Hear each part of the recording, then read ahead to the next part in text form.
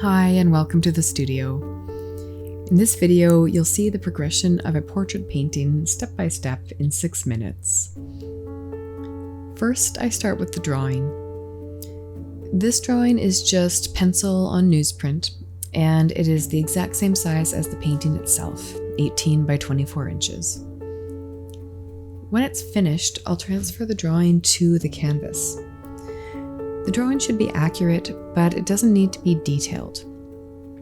I'm drawing it on paper first because I want to be able to focus on making the drawing accurate without making lots of charcoal marks on the canvas that just make it look messy. So here's the finished drawing. Once the drawing is completed, I'll transfer it to the canvas by covering the back in charcoal and tracing over it.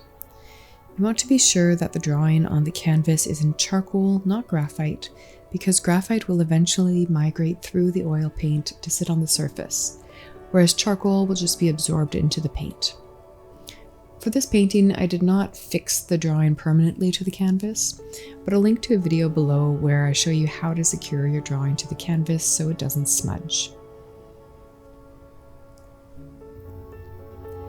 Next, I start and complete the imprimatura or underpainting. This is an important step for multiple reasons.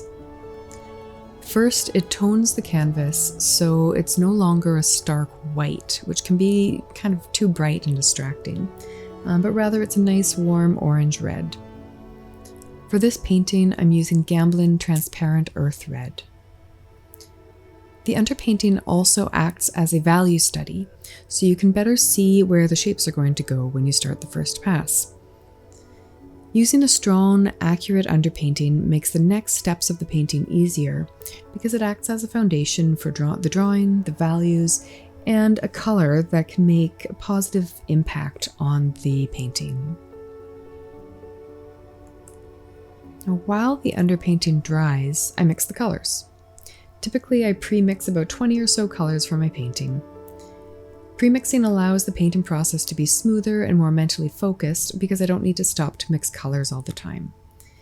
It also helps me keep my colors on track and accurate.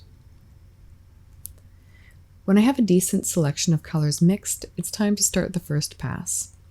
In the first pass, my focus is on applying accurate colors mindfully in the right places. I try to focus on using pieces of paint, not blending my colors together too much, and stacking the paint. By stacking the paint, I mean placing colors in the same order of depth as they would appear in real life.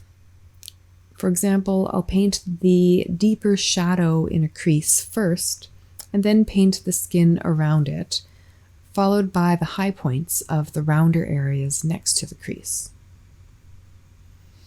I try to take my time in this stage and not rush it. Many areas of the first pass I'll just leave alone and I won't actually paint over them again if they don't need any adjustment or any correction. So a nice, careful, solid first pass can actually end up being the majority of the painting, depending on your approach and process. I try to stay away from too much blending in this stage just to keep my colors fresh and vibrant and accurate. The painting concludes in the second pass.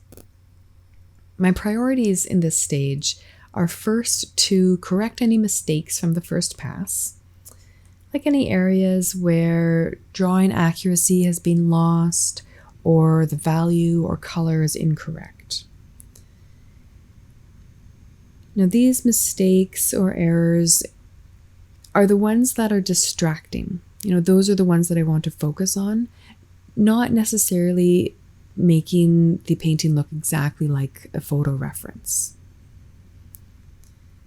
Once the errors are corrected, I want to develop more subtlety, more refinement, more detail and emotion, work on edges and depth, maybe softening some edges or sharpening and hardening others, and also kind of mentally or physically stepping away from the photo reference to make design choices that allow for a stronger painting.